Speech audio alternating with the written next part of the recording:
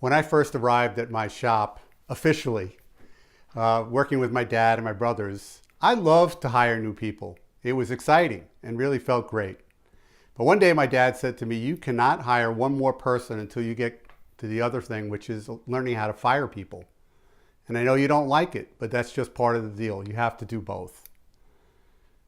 I hated that.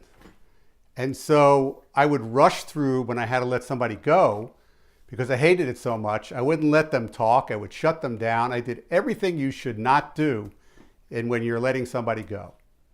And even though we were a union shop and we had a set of rules that we were supposed to follow, we weren't always diligent.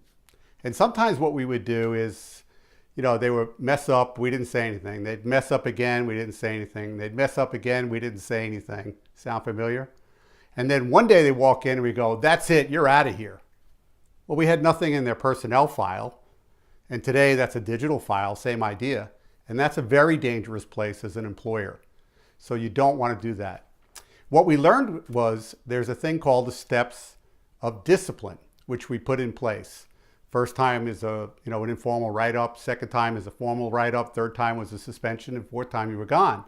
And that really helped us be better at it. So it became to the point where people were not surprised when it came down to that, as to have to do. And one of the things I do want to share with you is you cannot keep a bad employee on your team.